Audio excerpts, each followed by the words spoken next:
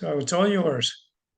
Awesome. Good morning, everybody. It's so great to be here on this lovely gray day we were just talking about. I'd love to introduce you to Savvy Ladies.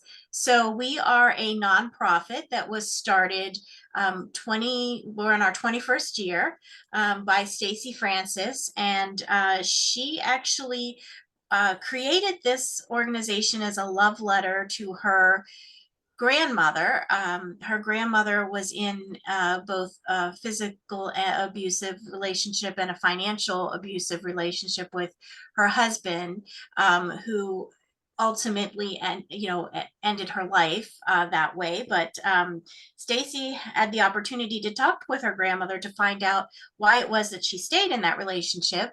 And the reason was she wasn't educated financially, and she just didn't think she had the means to leave. She didn't know anything about the finances. So thus Savvy Ladies was born, and we are committed. We our work, we've built our work around women and educating women to take control of their finances for a secure, independent financial future. But our male allies are absolutely able to take advantage of all of our website information. We have great website information, but our secret sauce is our one-on-one pro bono helpline.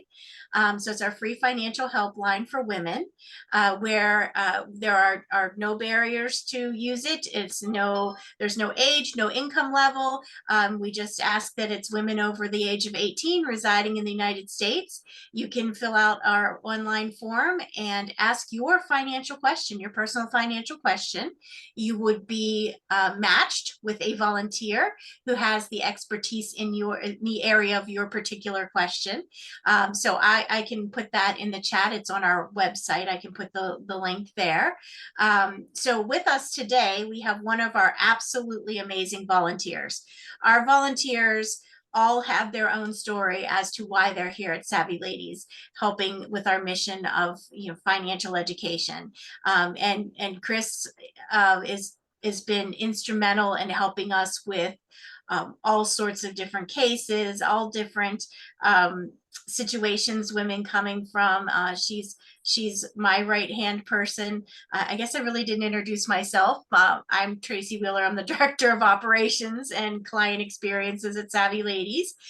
There's just two of us running the organization, the Executive Director and myself, and that's because the volunteers really are the heart and soul of Savvy Ladies. So now that I've rambled on so much and you're all sick of hearing me, let's get to the good stuff. I'd like to introduce Chris Blakely. Chris, take it away. All right, thanks, Tracie. Hello, everybody. As Tracie said, my name's Chris Blakely.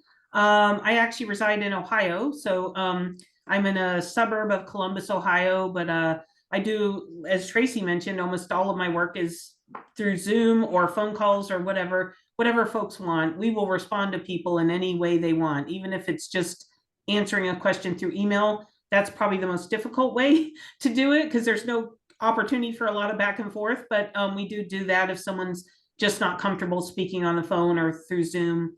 But we try to accommodate folks wherever they are. And in this presentation that I put together for you today is not women specific because Tracie and I had a conversation with Carolyn ahead of time, and she gave us some topics that she thought would be of most interest to you. So those, that may seem like I have some random topics, but it's because I tried to focus on the things that Carolyn thought you'd be the most interested in hearing about. So it'll jump around just a little bit. I'll go ahead and put that up here. And if somebody could just confirm you're seeing that now. Yes, looks good. Okay, thank you.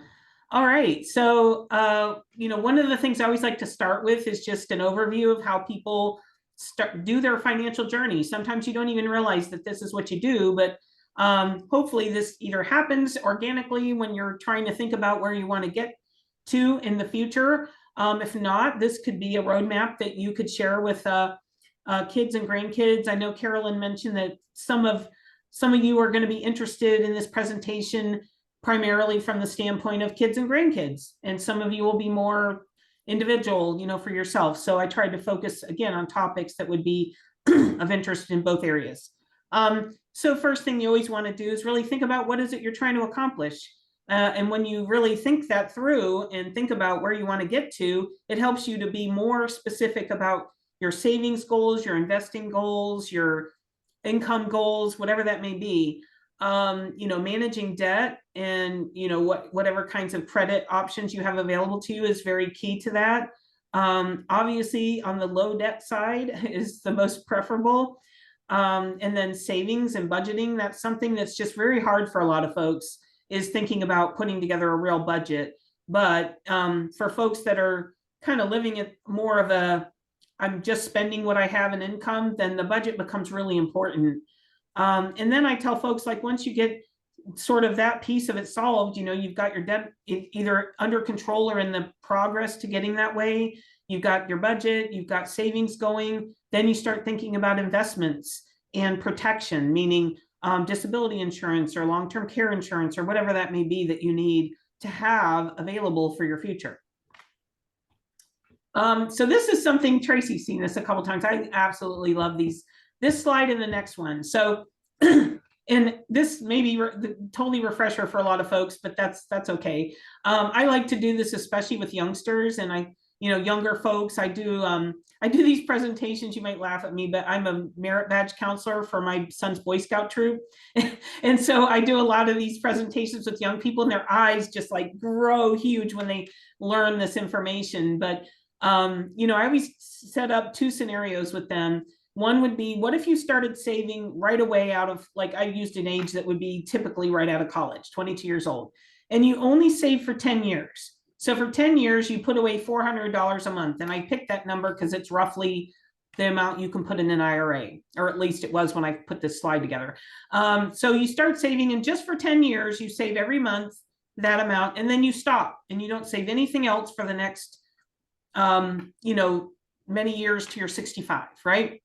And so then in scenario two, you're like, well, I want to go have fun. I want to spend all my money. I don't want to save anything, and I'll worry about it later, which is the majority of people, right? We hear that in the news all the time.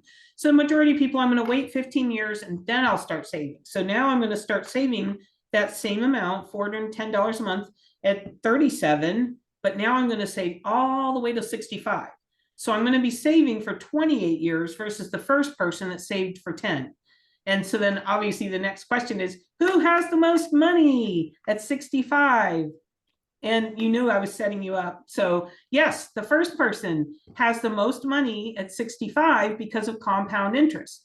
And I actually have this t-shirt that says eighth wonder of the world, and it has the equation for compound interest. And I get a lot of weird looks like when I'm walking around on the street, but I love my t-shirt. So anyway, so you get the gist of what's going on here. You're going to save close to $1 million more, right? Or at least $500,000, between $500,000 and $1 million more by the time you're at 65 years old. Then you're only going to have used $82,000 of your own money to get there. So you've had to save almost $200 less than the second person that saved for 28 years. So that's cool stuff. I thought of that more along the lines of Carolyn mentioning that you might want to talk to your kids or grandkids about this. I think that's a story that nobody told me when I was a kid, about how much difference it made to start saving as early as possible. And I would tell folks, it doesn't even matter how much you save. You don't have to save $400 a month. Make it $20 a month. Just start, right? And so this kind of gets to the secrets of the wealthy. So these are some like informational pieces that are good to share with kids and grandkids in terms of what is it that gets people to wealth in the future. Number one, we just talked about that, being really clear and specific about your goals, especially developing a plan. That would be even better, right? So thinking about it in your head's one thing, writing it down or talking with someone else about it or getting help to develop a plan is the best, right? And I always tell people the best day to start is today, because if you say tomorrow will never come. If you're like that and you just say, well, I'm going to do it tomorrow, it's like it's never going to come. And the best day is always today. So if you're 20 years old, that's the best day to start. But if you're 60 years old, that's still the best day to start, right? So if you have nothing saved, it's always the day you're at is the best day to start. And then I would tell folks, live below your means. That's really tough, I know, for a lot of folks, because sometimes your means are just what you need to survive. And I know there's people living like that. as well. But if you happen to be in a situation where you've got a little cushion in your budget, keep it that way. You know, when I was young and I was just getting out of college, starting my first job, I didn't know anything about investing in 401ks and how it worked. And I can remember the benefits person asking me how much I wanted to put in a 401k. I didn't even know what she's talking about. I didn't know what a 401k was. And I remember her saying to me, well, at least put in what they're going to match, which again meant nothing to me. But I'm like, oh, sure. Okay, do that. Well, then I read a book, and actually you're going to laugh at me, but it was this yellow For Dummies book. And back in those days, those were new. This was like a new thing. Someone started writing these For Dummies books, right? So I read my Personal Finance for Dummies book, still available. I read it cover to cover, and I learned the sooner I start saving, the better off I'll be in the long term. So I'm really lucky that I was 23 years old when I read that, right? So the first thing I did is I started increasing every time I got a raise. Every time I got a raise at work, I increased how much I was saving until I reached the max. And then I never left the max again, right? Because every year they increase how much you can save. That's what I did. I increased it. So from the time I was 23 years old, me, dummy, knowing nothing about finance at that time, just kept doing these things that I read in a very simple book, and it's served me very well, I'll tell you. So that's probably the reason I focused on that the most is because I think it's the most important. Live below your means. Continuously learning, staying informed about finance, economics, market trends. You can do that just by listening to the radio, right? Make your money work for you. So there's so many really good opportunities to get high yield savings today, 4% and above. I mean, we haven't seen that in, I don't know, 30 years, I think. So, you know, you can actually get into a bank account now and earn 4%, which is awesome. I would tell folks, automate your investing. You know, set it up so that you're automatically getting that withdrawal of 20 bucks from a bank account into your investing account. Sometimes your employer would even like direct it that way if you give them the right routing information. If you're over 50, take advantage of catch-up contributions. Those are always going to be available. If you have a 401k or an IRA, you can do catch-up contributions. Building multiple streams of income has become really important in this economy today. So having a side gig, being able to earn passive income, or if you still have availability of access to pensions, there are still places where you can get pensions. That's nothing to sniff at, right? So those things are very important. Cleaning up all your debt or developing a path to eliminate it. You know, I talk to folks, I can't even tell you how many folks I talk to every day. And debt is such an issue, such a huge issue. And there's just sometimes a lot of shame people attach to that too. You know, like they have debt, they haven't got rid of debt. I talk to a lot of older folks, and they sometimes attach a lot of shame to that debt because they think, I should have gotten rid of this a long time ago. And it's kind of like the thing I said earlier, today's the first day you can start working on that debt. And it's the best day to start working on it because it's now, right?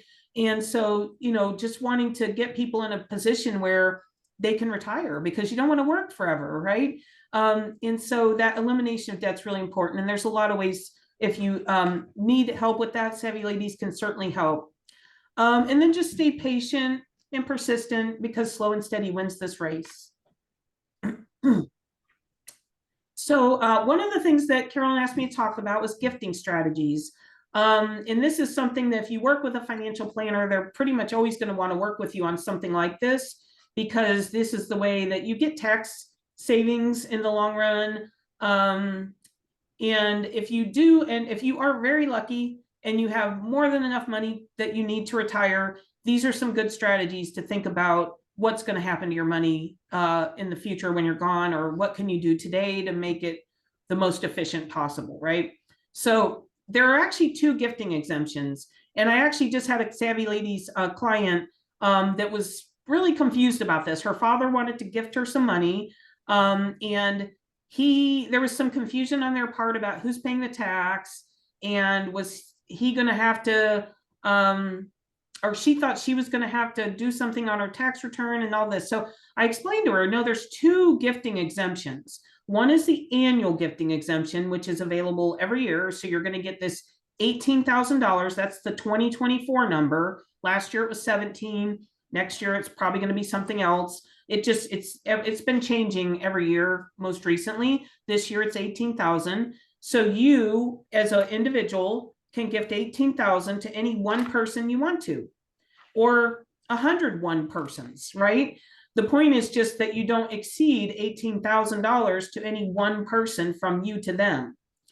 And then you've made the annual exemption, right? So if you have 3 kids, you can gift 18, 18, 18, right? It's not like you're limited to 18. You can gift all of them. If you're married and your spouse is like, yeah, let's do it, you can gift 36,000 to child 1, 36,000 to child 2, 36,000 to child 3. So the gifting works like that. 2 people can gift the double, 1 person to 1 person. So I'm hoping that makes sense.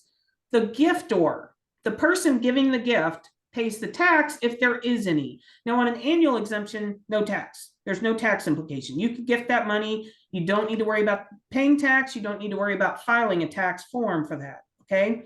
If you gift over 18,000 to any one person, there will be a gift tax form involved, okay? So I think it's a 709 form is what it's called. I had to do one this year because I gifted something to my sister and it was over 18,000. Or last year, so I had to do the 709 form. I still didn't have to pay tax though, because there's a lifetime exemption. So the lifetime exemption in 2024 is 13,610,000. Well, I haven't gifted over $13 million yet. Maybe someday, like who knows, but today I have not gifted over that. So all I had to do was notify the IRS through filing the 709 form that I gifted over $18,000 to somebody. I had to file that form, okay? But no tax was involved. There's a little calculation that they do on that form where it goes through and it says, okay, here's how much you gifted. Here's what, the tax would be, $13 million exemption, and you're cool, 0. So it'll basically do that math for you to clearly show that you owe nothing. And then you just mail it in so that they have a record and they'll start tallying up how much you've been gifting, right? And so the lifetime is the 13,600 lifetime for you. You can gift that to all one person. You could gift it to a million people. I mean, it says it doesn't matter, but you're limited to the amount being 13.6. So I hope that makes sense. Now, if you have a spouse, that's double. It works the same. It's double. So you could gift double. And there's ways that, like, if your spouse passes away and they haven't gifted the full amount, you get their piece of the credit. Like, it gets kind of complex, and you would be probably working with an estate attorney at that point. But just know that there are things like that out there that prevent you from having to pay tax, and it could change though. So actually, Gary and I were talking about this just before everybody joined, but like the gifting exemption for lifetime, not likely for annual because that's been around a long time, but the lifetime exemption could change come 2026. Right now it's 13.6. It'll go up next year and like that, but in 2026, if you guys remember the Tax Cuts and Jobs Act that happened in, I think it was 2017, and the tax brackets changed and all that, in 2026 that all sunsets unless something changes, right? Unless Congress changes something to keep it rolling, the tax brackets are going to change, and then that exemption is going to go back to the original number, which I think they think will be about 7 million. So just know that right now there's more of an exemption. In the future there could be less of an exemption on that lifetime. So just making you aware of that. Okay, so then you think about other ways that a grandparent could help out their children or grandchildren. Gifting through a 529 plan for education expenses. This has actually gotten better. So for this coming school year, the FAFSA, so that's the FAFSA is I haven't got there yet because my son's only 15, but it's a form that all the colleges accept, and it helps with financial aid. I don't have the acronym of what it stands for, but it's a financial aid form that the colleges accept, and there are a lot of rules, but one of the rules that changed is it used to be if a grandparent opened a 529 plan for their grandchild, that counted against the grandchild for other financial aid. So if the FAFSA looked at that money sitting there that the grandparent put in an account for them and said, we can't give you other financial aid because you got this available, they've changed that. So now the grandparents can put money in a 529 and FAFSA will be like, we don't see it, not over there, right? So that's a great thing. It's called the grandparent loophole. So now grandparents can put money in a 529 plan, and it doesn't impact the student's financial eligibility. And you'll note I said above rules still apply, meaning gifting rules apply. Gifting rules apply. So if you put 18,000 a year in a plan for a child when they're a baby, and then you do it every year, no taxes, you haven't violated any rules, and now that money won't be something the FAFSA looks at. Wonderful. If you start gifting more than you're allowed to annually, now you're going to be accumulating that excess in your lifetime exemption. So you can do it. Not saying you can't do it. I'm just saying be careful, because those gifting exemptions still apply. And then I just wanted to make note, there is some private institutions use a different, this was all for public, FAFSA is all public. There are some private institutions that look at some things a little bit different and might consider a grandparent 529. So I do want to mention that if your student is thinking of a private school that happens to be one of these 200, just know that what I just said may not apply. So just be careful of that. And then a student's total income is only based on what the IRS sees on their tax returns. Therefore, if you're gifting them money, that money won't have to show up as, if you're gifting them cash, like it won't necessarily have to show up for the FAFSA. It will if it sits in a bank account. So that's just unfortunate. Like they might have to just hold it in cash till they get through FAFSA. But anyway, just know that they're only going to look at their income on their tax return. And then of course they're going to look at assets if they're in bank accounts and things. The other thing you can do, and there's no limit to this, is you can make a direct payment to an educational institution, right? So you can avoid any gift tax liability, and that's even the lifetime if you're just paying directly. So if you want to pay the college tuition, you write the check to, Ohio State or Virginia Tech or, whatever, you write that check directly. It never touches the hands of the child or grandchild. That's the key thing. They can't get into possession of the money. You just pay directly. That works for medical expenses too, by the way. If you can pay someone's medical expenses directly and no tax issues or gifting issues. Okay. Chris, we've got a question. You talked about paying off credit card debt as something to work on. And the question was, if you're trying to pay off credit card debt, should you pay off the card with the smallest balance on it first and then roll that payment into another card? Or should you pay off the one with the highest interest rate first? Okay. And I actually have a slide coming up on that. Do you want me to? Okay. No, why don't we address that? Yeah, address Okay. that when the slide comes up. Okay, I'll just say to the person that put that question in, if I don't answer it the way you were asking, just let me know when we get to that slide. Okay, so this is another question I think Carolyn thought you guys might have some interest in knowing more about, is if you ever have a need for Medicaid long-term care. So Medicare, this always gets confusing, Medicare, Medicaid, I wish they'd given it different names, but Medicare does not pay for the standard long-term care. So what Medicare pays for is Part A will cover skilled nursing facility. But only during certain time periods. So days 1 through 20, they'll pay the cost entirely of any service you're having. That's usually probably in the hospital. Days 21 through 100, Part A will pay for covered services, but you have a co-insurance payment of $204 per day. That number changes every year. 2024, it's $204 per day. After 100 days, they don't pay anything for skilled nursing facility care. Now, if you have Medicare Part C or a supplemental Medigap plan, you may get some other kinds of coverage. And obviously that's going to totally depend on the plan you're in and what it might cover. But generally speaking, none of these Medicare options are what you should be really thinking about as your plan for long-term care. So what I used to work for an attorney, and I worked on just Medicare or Medicaid long-term care cases. And so there's a lot to this, by the way. If you ever get yourself in a situation, or you have a loved one that needs care and doesn't have enough money to pay for the care because it is extremely expensive, you might want to consider Medicaid. but just know there are so many rules. It is crazy. There's federal rules, state rules, things are a little different.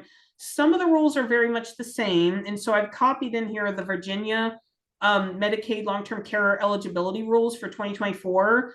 So you can see some of the stuff that happens. If you're a single person, you have an income limit of $28.29 a month, but keep in mind that doesn't mean you're going to keep that money. That means that's the limit of income that you can receive and be eligible.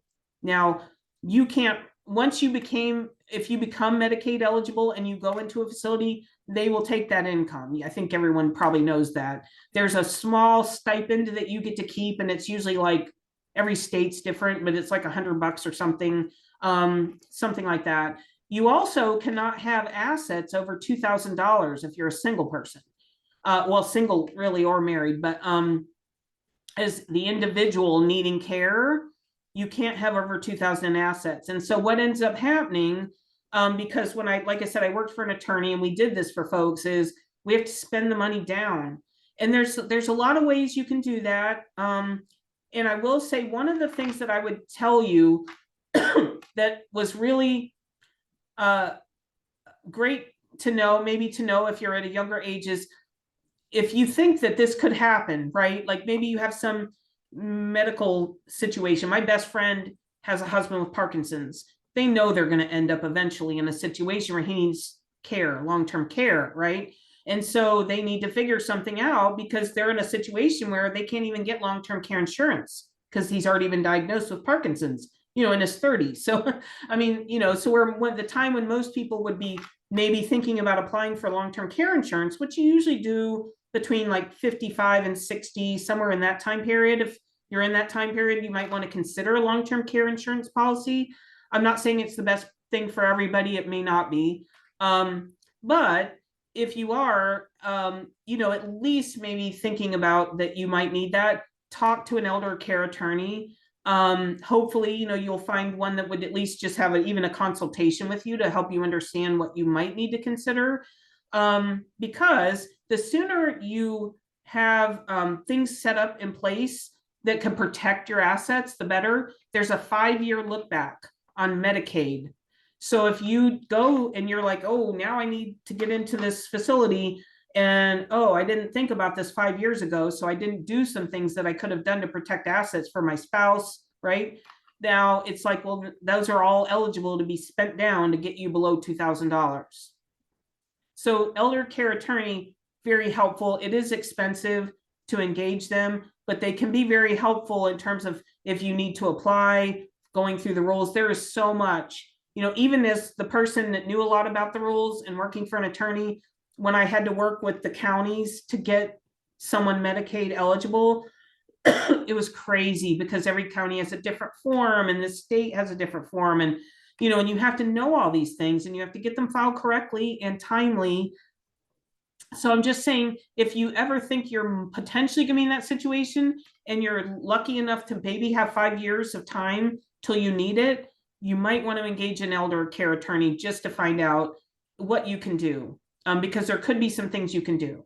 So that's just something to think about for you. But yeah, the spend down's it's a little rough. And if you have a spouse and you want to make sure that you're protecting as many assets for them, getting those things done before the 5-year clock starts to when you need the care is going to be really helpful for the spouse. There are some things you can do. So if you get stuck or caught in a situation where, oh, I didn't take care of this 5 years ago, and now one of us needs long-term care and the other ones needs to be able to have some money, right, to live, and what if they need long-term care, right? So there's all that things to consider. There are some things you can do, and the elder care attorney could help you. There's some special annuities that are created. They're Medicaid eligible annuities. There's some things like that. But then some things aren't going to be available to you. So that's the only reason I'm mentioning that. So might be some questions about that. I don't know. I'll pause. Did Gary, were there any? Sometimes that one generates questions because it's confusing, which I understand. No. Well, there's a question. Do you have a choice of facilities to enter into the Medicaid paid nursing home, or so if you're qualified for a Medicaid That long-term is an care? awesome question, because so maybe If you are in a situation where you have enough money to pay for your long-term care costs for a period of time, it could be a year, it could be 2 years, depending on the facility, then many times what'll happen is you'll pay this exorbitant, crazy $8,000 a month. That's a typical cost in Ohio. I should have looked up Virginia's, but you guys might be very close to us. But in Ohio, the average is $8,000 a month for this type of care. If you can pay that each month for like a year, I went through this with a client just at the end of last year. She had enough money to be able to do that for a year. The I'll call it nicer facility let her stay there. And then when they had a Medicaid bed available, she was able to move into it. And then she was on Medicaid and she got to stay there. So this is like a nicer facility that was private pay, but many times the private pay facilities will have a very small number of Medicaid beds. And they do that as an accommodation to their residents who run out of money, but might have paid into living there for a period of time. And all these facilities have different rules. So you'll want to definitely, do some interviews with that, maybe early on, even just if you're thinking about, just do some interviews and try and understand or know more about it. If you end up sort of, I'll call it stuck, where it's like, no, I need it now, I don't have the money, I can't pay for a year, then you're going to go to a Medicaid facility that is primarily Medicaid only folks, and it's slightly different facility. I'm not saying the care is worse or anything like that. I'm just saying it's different than the ones that they dress up super fancy, right, for somebody that can do private pay. So I hopefully that made sense. Anything else on that one, Gary? I can move on. No, I don't need to continue. Okay. Sometimes that one generates a lot of questions. That's why I thought I'd pause there. Okay. Oh, well, actually, there is a comment here. Somebody said they're pretty sure that Goodwin House has a program for people that run out of money, that if you've bought into Goodwin House and you run out, they don't kick you to the curb. You're still able to stay there. That's wonderful. It's always good to know those facilities that'll do that. Some here in Ohio, there are very few. So when I worked for the attorney, we would have folks that could pay some, and then we couldn't find a facility that they could get into. And keep in mind too, like at the time, like you might have paid in for 2 years to this facility. If they don't have a Medicaid bed available, that gets hard. So the more conversation you have with the facilities, the better, because if they understand and know your time frame of when, maybe you're going to run out of money, then they'll start looking. And so what we would find here in Ohio is many facilities would be like, okay, we're going to move you into the Medicaid room early. It is a different room. So again, you're in the same facility, but now your room's different. And so they would move the folks in early just to make sure they got the bed, right? So even though they had more money to pay, and then what would happen is to have Medicaid take over, it would still have to get their assets below 2,000, that sort of thing. So, okay. Another topic that Carolyn asked me to cover is constructing a diversified portfolio. So again, I know this sounds like we're jumping all over the place, but wanted to cover these topics that she thought you'd find interesting. So when you're thinking about what your portfolio needs to look like, there are things you really want to consider. And the main things are your risk tolerance, your age, and the timeline until you need the money, and then also your values. And what I mean by all these things, so your risk tolerance, you could be somebody that when the market dropped, let's go back to 2008, 2009, when the market dropped. I know for me, my 401k and IRAs immediately cut in half, right? But I was in my 30s then, so it was like, I can wait it out. I'm not worried about it. I didn't even look at it, right? But if I were in my 50s or 60s, I'd probably be like, well, I don't have as much runway to make this up, right? So I'd probably be very concerned. So risk tolerance is very individual. Some people don't have, much concern about that at all. And other people are like, if I lost a dime, I would be losing sleep. So you really have to think about that for yourself individually, because your investment strategy should align with you having peace of mind around how your money's invested. your age. So things just are driven by age and when you should start peeling back from stocks and putting more money in bonds or fixed income instruments. You should really, that, you know, age should somewhat dictate that, because sometimes your risk tolerance might be greater than what you should have, right? And then the timeline till you need the money. So if you're someone that's like, you know, I basically, when I turn 59 and a half and I can start taking money out without penalty, I'm going to have to do that, right? And there's folks like that. The majority of people start taking Social Security at 62, like the first moment they can get it. That's normal. But if you're someone that's like, you know, I'm really never going to have to tap this money because I'm lucky, I got all these pensions and Social Security, and I got all these other things, and I don't need that retirement money, then, you know, the time until you need it could be in your 80s or never. And then when I say values, it's also like when you think about what you're invested in, you really think about your values, because you don't want to be, if you're somebody that doesn't like fossil fuels, you don't want to have your investments invested in companies that mine fossil fuels, or, you know, earn profits off fossil fuels. I made that up as a value type thing. There's lots of things like that, but I didn't want to get too political. So anyway, so when you think about the rules of thumb for age-based allocations, I kind of listed these here. And I think Gary asked me if it would be okay for me to share this presentation, and I will. So I don't need to run through all this. If you guys want to look at this and really think about, you know, oh, well, like if I'm in my 50s to 60s, I probably should be at like 50-50 stocks and bonds, or maybe even 60-40 if I'm more risk tolerant. If you're less risk tolerant, you might be at 70-30, right? You might be 70 in bonds and 30 in stocks. I mean, everybody's different. So this is why I call this is the rule of thumb, right? This is the rule of thumb, and your specific situation could be a little different. And it's a good idea that if you have a financial advisor, to talk with them about it, right? Because those are things that they're going to need to know anyway to get you invested properly. Should you get help? So I think Carolyn had asked me to kind of review this and the different types of help that could be available. So when you're thinking about, do I need somebody to help me with this, or can I handle this on my own? You know, you want to think about, do I have the investment knowledge and experience to do this? I personally think most people do.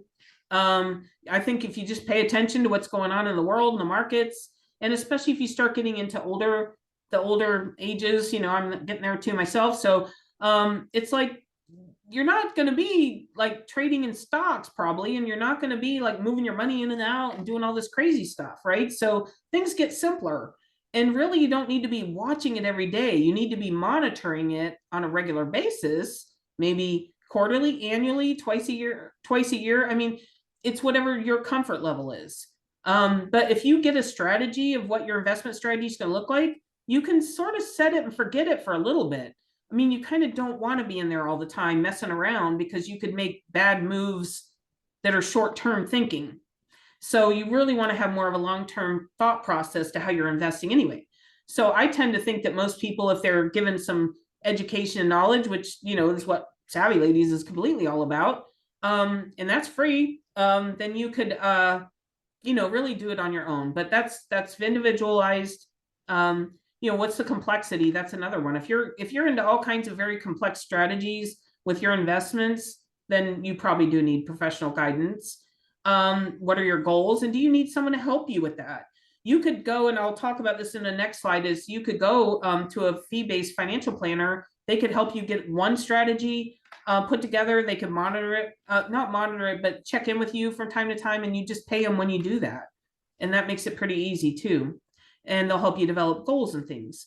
You want to think about taxes. So you guys can read that there. But like in terms of getting help, you want to think about these things. You know, if you're someone that has emotional biases and you can't get through it, an advisor might be able to help you, talk you through like why it's important to do maybe whatever it is they're suggesting you do that you're hesitant to do. That can help sometimes. So if you do want financial help, my recommendation would be make sure that the person you're working with is a CFP. So, and the reason I say that is the difference between a certified financial planner and another financial advisor is, and anybody can call themselves a financial advisor. Okay. You could go and get a life and health license, right? To sell life insurance, health insurance, which just is like a little kind of quiz they give you, and you pass it, and you're good. You can call yourself a financial advisor, right? You don't necessarily have to have a lot of credentials or training or anything to call yourself a financial advisor. But if you're a certified financial planner, one of the biggest differences, you have to be a fiduciary. You have to act in your client's best interest. A financial advisor is not held to that standard. Okay, they're held to the standard of the supplier of the product. And what I mean by that is it's typically what they call a suitability standard. So like if you had a financial advisor and you're working with them and they're like, you need more life insurance, then they're gonna quote you a life insurance policy. The life insurance company is going to look at your information and say, okay, they aren't 80 years old. You can sell them an annuity. It's suitable. It's going to be a suitability standard, which is really loose, by the way. So, but a fiduciary is someone that's held to act in your best interest, which means they cannot even recommend annuities to you if you're probably beyond 60. I mean, it's like, depends on what kind of annuity it is, right? They have to be 100% transparent with you about how they're paid. Now, if another type of financial advisor, you could ask them to tell you how they're paid, and they may or may not tell you. I mean, probably they would. I don't know why they wouldn't, but a CFP is going to be monitored for that. They're going to have to tell you that, tell you the truth, tell you everything about it, every way they're compensated. And in fact, they have to do that without you even asking. Okay, they go through rigorous education, training, and ethical standards. You can check here. Gave you the website, cfpboard.net. There's a button you can click and you can type in somebody's name to see if they're a CFP. Or if you want to know a CFP in your area because you want to meet with them in person, you can type in your zip code and it'll tell you all the CFPs around you and what type of clients they serve. So there's some CFPs that'll serve veterans. There's some that'll serve LGBTQ folks. There's some that serve only, pretty much women. So, I mean, it's just soup to nuts, really, like in terms of what you're going to find in terms of CFPs. Most CFPs serve everybody, but they might have some specialization. They also have to have a bachelor's degree from an accredited university. They have to have 2 years of advanced financial planning topics. So there's actually like a whole nother set of classes that you have to go to. Every class has a test. And then at the end, you have to take a board exam, which is an all-day, 8-hour-long test that you have to take. It's horrible. Has a very low pass rate, by the way.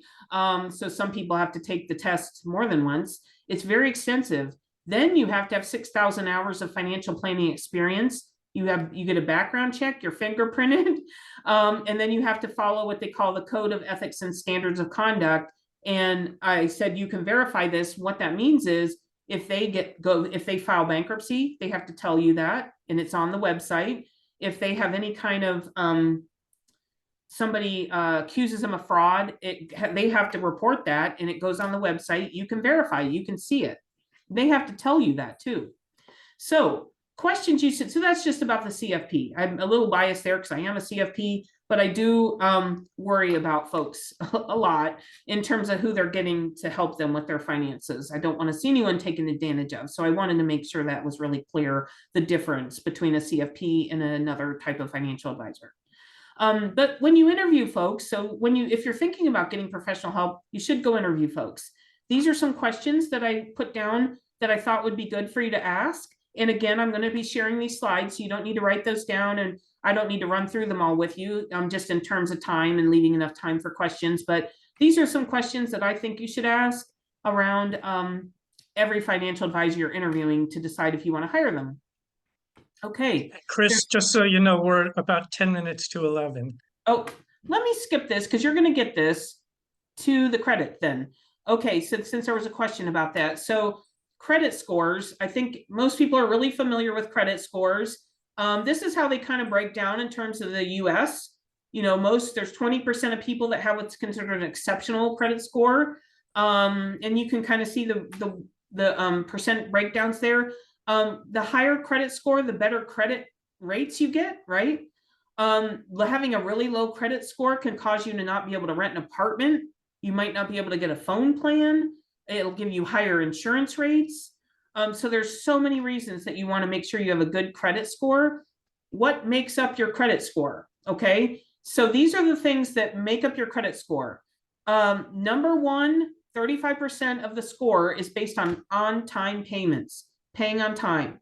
And everybody's had a situation where something's gone wrong or something's happened and you missed a payment. Sometimes it could just be accidental. You missed a payment, right? Get it corrected immediately, as fast as you can. I know I've worked with clients that have thought, well, I'm already behind. What's it matter if I'm 90 days behind? It does. It matters. If you can get that paid off as quickly as possible and get back on track, that'll impact your credit score the least. Okay, credit utilization. So credit utilization is just basically if you know your credit limit, right? So let's say you have 3 credit cards and each one has a $10,000 credit limit. You have a $30,000 credit available. So if you, across those 3 cards, right, are using $10,000 in credit, you have a 30% utilization rate, right? That's easy, or 33%.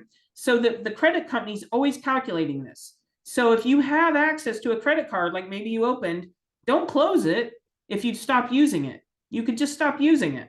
I have a credit card like that. I got it ages ago, and it was before I got my points card, which I love my points card. But I have the second credit card. I don't use it. My first credit card I pay off every month. The second one, I just use it every, I don't know, 6 months. I'll just buy something to keep it active, to keep it open, pay it off and move on. And now my credit utilization is really low because I have multiple cards with higher limits. If that makes sense to folks, you want to try and keep that credit utilization definitely below 30%, maybe even below 10 if you can. So again, just paying it off every month usually kind of takes care of that. The length of credit history. So if you just open a card new, it's kind of going to ding your credit for a little bit, but if you just leave it open, they want to see that you've had this card a long time or this loan a long time and that you've been keeping up with it. Credit mix is another one that's helpful. So having different types of loans, like a house loan, a car loan, a student loan, those things, credit card, and you're keeping up with it, they like to see that. So that contributes positively to your credit mix. And then opening up new credit is kind of a negative, right? So you open up new credit, it's going to kind of hit your credit negatively for a little bit. It counts for 10%, and then you kind of move on. And on these slides, if you need it, I've given you some ways to improve. Okay, now paying off credit cards. There's multiple ways you can do this. You can pay the debt, one debt at a time. Keep making minimums. Always keep making minimums. One way you could do it is snowball, which I think the person that was asking the question asked, which is pay off the smallest balance first, then the next smallest, then the next smallest. The nice thing about that, it makes you feel like you're accomplishing something as you go. Sorry, I gotta take a quick drink. Okay, it makes you feel, it's a psychological kind of helpful psychological, I don't want to call it trick, but like it helps your brain think, I'm getting somewhere, I'm paying these things off. Look, I had 5, now I've got 4, now I've got 3, right? It just feels so satisfying to get things taken care of. The actual best financial way to do it would be pay off the highest interest first. But you know yourself. So if you know yourself and you say, you know, I'll keep up with it if I think I'm making progress, then do the snowball method. If you're like, it doesn't matter to me as long as I see everything coming down, then do the high interest debt first because that'll be the most impactful money-wise for you. So you can also just continue to pay more than the minimum. Sometimes takes a while, but you'll pay less interest over the long haul. And then the third one is consolidate debt. That gets tricky. Some people will move their balance to a low interest or no interest card for a period of time. If you do that, just make sure you're making progress then, you know, like, so while you're paying no interest, work on paying off that principal. You can, if you have a home, you can tap into your home, you know, equity, and mortgage debt is typically lower than credit card debt. So you'll get some improvement that way. Just make sure you don't continue to run up cards. Okay, I was just like, sorry, my camera's in the way of my last one, but look into taking out a 401k loan. I hate that one only because it takes your eye off the ball, right? So if you're taking money out of your 401k, it's not growing for your future, but it is an option if you're in a pinch. You can take out up to 50,000 on a 401k loan, and then you pay yourself back, right? That's how that works. But keep in mind, if you ever leave a job and you want to move your 401k to another job, they're going to make you pay that all the loan off instantly. So those are things to watch out for on that paying off debt. And these are just some strategies for paying off credit cards you guys can look at. Retirement savings options, you guys are probably very familiar with this. This was more information I thought would be helpful. Kids, grandkids, you know, talking to them about things that are options and available to them. You probably are all on this call very familiar with these things. And then I just always like to add, especially when I'm talking to a group that's has some experience under their belt. There's, you know, if they ask me, I get asked this a lot. I'm in my 50s, I have no savings. You know, there's no magic answer. You're just going to have to buckle down and save. You might have to work longer. You might have to take on some side jobs, take advantage of the catch-up contributions, those kind of things. Look for ways to cut expenses. And then I added here the website information for Savvy Ladies, but you can obviously just Google it, Savvy Ladies, and it'll pop right up. So I'll stop then. Gary, did I make it in time? Yes. Okay, sorry, I had to rush through those last few slides. We've got a couple of questions. And one of them was, if you're retired, is it a good strategy to purchase an annuity using a portion of your retirement account balance in order to have a steady income? So it's the only answer I could give is it depends. I mean, everybody's situation is individualized. Keep in mind your retirement account, 401k, 457, 403b, whatever it is you have, will basically become an annuity when you turn 75 or 73, depends on your age today, right? So the Secure 2.0 Act that came out a few years ago changed the ages when you have to start taking required minimum distributions from retirement accounts. It used to be 70 and a half for everybody.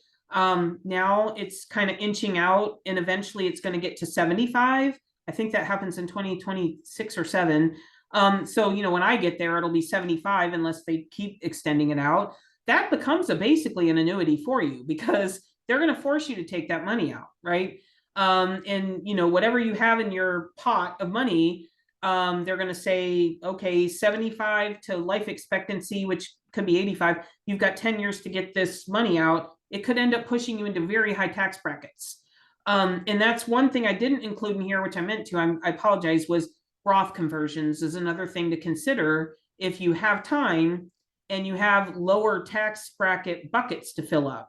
Because if you happen to be someone that does have millions of dollars saved and you're kind of holding it because you maybe don't need it or you're spending it a little bit here and there, but as you are aging, when you hit 75 or 73, whatever the age is for you, then you're going to have to start taking out potentially a lot of money every year. And it could push you up into today it's the top bracket 37, but if the tax law changes go into a back sunset in 2026, it'll be almost 40%. So those are things to think about. So I can't really answer the annuity question without knowing your specific situation, but I'm just saying to know that, you know, your retirement accounts kind of become an annuity when you get to that age.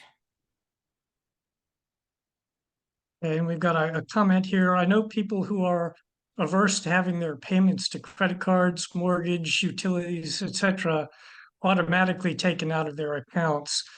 And this writer says, personally, they've never had a problem with being notified about an automatic upcoming payment. Mm-hmm. And I would second that personally. I've got as much as I can coming out automatically so that I don't forget to make a payment. Right. Yes, I do too, because my husband, while I'm financially savvy, he is not and hates it. He's an attorney, so his world is all like paper and writing, and he does not want, he wants to know when he goes to the ATM and he puts the card in, money comes out. That's all he cares about.